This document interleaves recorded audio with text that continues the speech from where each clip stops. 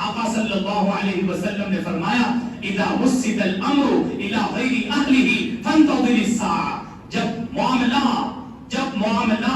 غیر اہل کے حوالے کیا جائے، نا اہل کے سپرد کر دیا جائے، قیامت کا انتظار کر لیجئے۔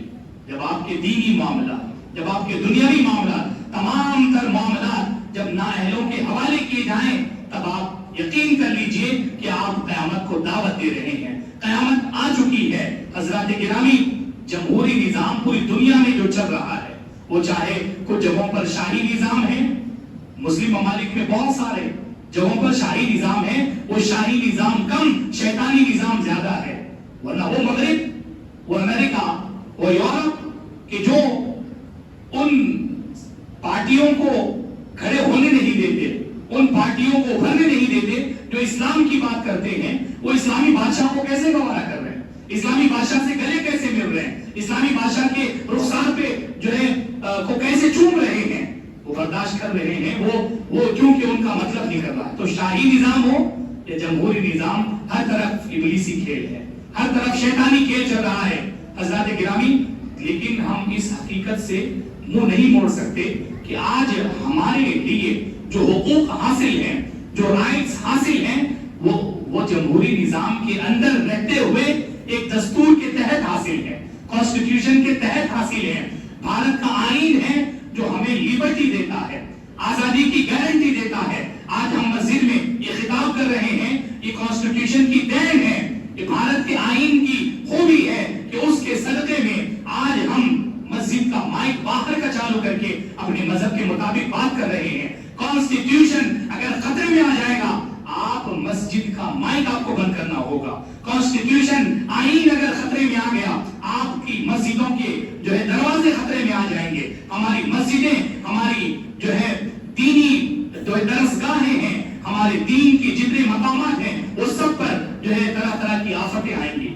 آج ہم جو کھلے عام جو اپنے مذہب کی بات کر لیتے ہیں، اپنوں میں اپنے آپس میں بیٹھ کر جو مذہبی جو ہے رسومات کی بات کر لیتے ہیں، شریعت کی بات کر لیتے ہیں، اللہ کے نظام کی بات کرتے ہیں، یہ قانون اور دستور کا حصہ ہے، اور دستور آزادی دیتا ہے، تبھی آزادی حاصل ہے۔ آج حضرات گرامی، اگر ہم اپنے گھروں میں قرآن نافذ کر پا رہے ہیں جو کر رہے ہیں، ورنہ اکثریت وہ ہے جو اللہ کے نظام کو گھروں سے باہر نکال چکی ہے، مغرب کے کلچر، مغرب کے لعنتی کلچر کو اپنے گلے لگا چکے ہیں، اللہ کے نظام کی کھلی مخالفتیں کی جا رہی ہیں۔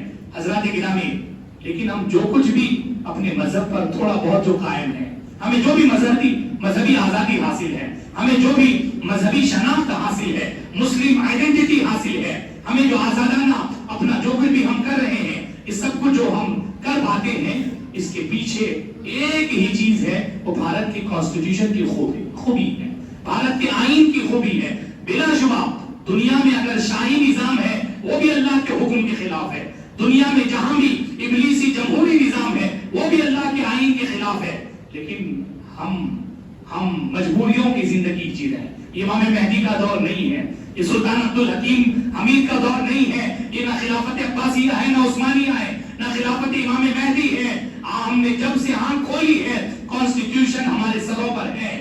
اب ہم جب دنیا سے جا رہے ہیں تو ہمارے سروں پر کانسٹیٹیوشن کا سایہ ہے۔ اس کانسٹیٹیوشن کو بچانا ہماری مذہبی ذمہ داری ہے۔ یہ جملہ بہت بھاری ہے، لیکن میں پوری ذمہ داری سے آپ کے سامنے رکھ رہا ہوں۔ حضرات گرامی، کیونکہ اگر کانسٹیٹیوشن ہٹ جائے، بھارت کا آئین سائڈ میں ہو جائے، آپ قرآن کی بات کیسے کریں گے؟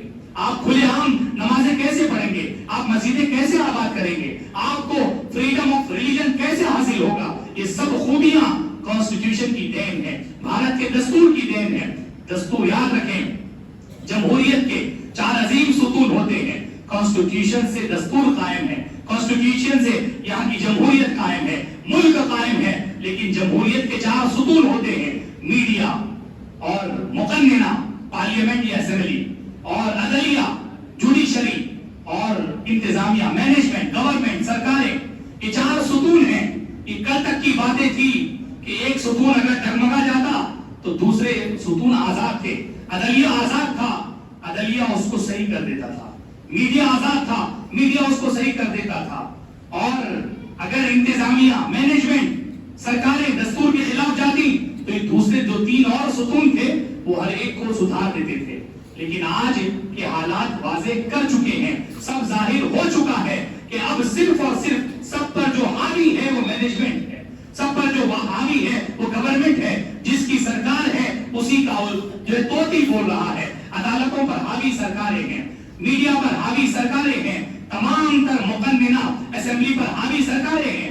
اور سرکاریں بنتی کیسے ہیں؟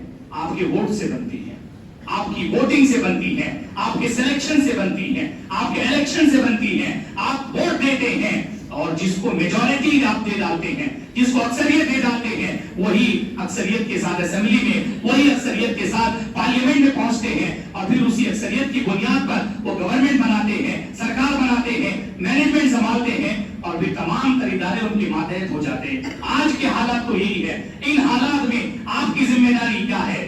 میں پھر عرض کرنا چاہوں گا، کانسٹیٹیوشن کو بچانا، آئین کو بچانا، دستور کو بچانا۔ اگرچہ دستور غیر اسلامی ہے، جملہ بھی نوٹ کریں، دستور غیر اسلامی ہے، اللہ کے قانون کے سے ہٹ کر ہے، لیکن ہماری جو مذہبی آزادی ہے، ہمیں جو بھی اسلامی تشخص حاصل ہے، ہمیں جتنا بھی حق حاصل ہے، وہ کانسٹیٹیوشن ہی دے رہا ہے، آئین دے رہا ہے۔ اس لیے آئین کی حفاظت کرنا، آئین کی حفاظت کا انتظام کرنا ہماری ملی ذمہ داری ہے، ہماری مذہبی ذمہ داری ہے۔ ہم اپنے آپ کو بچانا چاہتے ہیں، اپنی آئیڈینٹی کو بچانا چاہتے ہیں، اپنی شناخت اور اپنی مذہبی آزادی کو بچانا چاہتے ہیں۔ آئین کی حفاظت کرنی ہوگی، دستور کی حفاظت کرنی ہوگی، اور دستور کی حفاظت کیسے ہوگی؟ مینجمنٹ آپ کے کنٹرول میں ہونا چاہیے، سرکاریں آپ کے مطابق ہونا چاہیے۔ سرکاریں آپ کے مطابق کیسے آ جائیں گی؟ جب ووٹ بکنے لگیں گے، آپ کا ووٹ بٹنے لگے گا، آپ کا ووٹ بکنے لگے گا، تو پھر آپ کچھ نہیں کر پائیں گے۔ حضرات گرامی، میں کسی کمیٹی اور کسی پارٹی کی کیمپیننگ نہیں کر رہا، آپ کو آپ کا حق بتا رہا ہوں، آپ کو آپ کی ذمہ داری کا احساس دلا رہا ہوں۔ آپ اپنی ذمہ داری سمجھیں، ووٹ دینا آپ کا حق تھا، اب ذمہ داری ہے، فرض ہے، آپ ووٹ ڈالیں۔ اور دوسرا حق ہے، دو فرض ہیں آپ کے، دو ذمہ داریاں ہیں آپ کی۔ کل تک صرف رائٹ تھا آپ کا ووٹ ڈالنا، آج آپ کا مذہبی فریضہ بن چکا ہے، آج آپ کا ملی فریضہ بن چکا ہے۔ آپ ووٹ ڈالیں، ووٹ ڈالنے کے لیے نکلیں، خود بھی نکلیں، خواتین کو بھی نکالیں، نوجوان لڑکوں کو بھی نکالیں، نوجوان لڑکیوں کو بھی نکالیں، اور عمر رسیدہ بوڑھے حضرات، بوڑھی خواتین ہیں، انہیں بھی نکالیں، خود بھی جائیں، پڑوسیوں کو بھی لے جائیں، پورے محلے کو لے جائیں۔ ووٹ ڈالنا آپ کا فرض ہے۔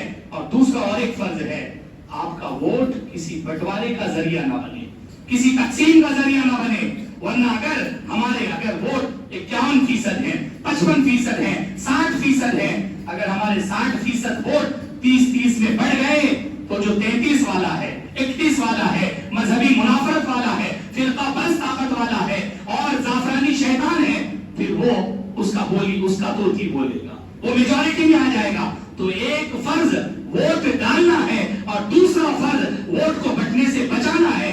آپ ان لوگوں کو چنیں جو آپ کے آئین کی حفاظت کر سکتے ہیں، آپ کے دستور کی حفاظت کر سکتے ہیں۔ اب کون سی پارٹی، کون سا کینڈیڈیٹ، یہ سب آپ سمجھدار ہیں، مجھ سے زیادہ جانتے ہیں، اور میں کسی کیمپیننگ کا حصہ نہیں ہوں۔ بس صرف مذہبی ذمہ داری ہماری جو ہے اسے سمجھانا میری ذمہ داری، وہ آپ کو میں نے بتا دیا۔ ووٹ ڈالنا کل تک صرف رائٹ تھا، حق تھا، آج آپ پر فرض ہے کہ ووٹ ڈالنے نکلے۔ اور دوسرا فرض ہے، آپ کا ووٹ مؤثر ہو، آپ کا ووٹ آپ کے اس کینڈیڈیٹ کو جتائے جو آپ کے دستور کو بچا سکتا ہے، آپ کے آئین کو بچا سکتا ہے۔ آئین نہیں بچے گا، دستور نہیں بچے گا، آپ ہی نہیں بچیں گے، نہ مسجدیں بچیں گی، نہ مدرسے بچیں گے، نہ گھر بچے گا، نہ کاروبار بچے گا۔ السلام علیکم ورحمۃ اللہ وبرکاتہ۔ جو حضرات سنتیں بھی پڑھیں، سنت ادا فرما لیں، اور سب کھڑے ہو کر صفیں درست فرما لیں، کھڑے ہو کر صفیں درست فرما لیں۔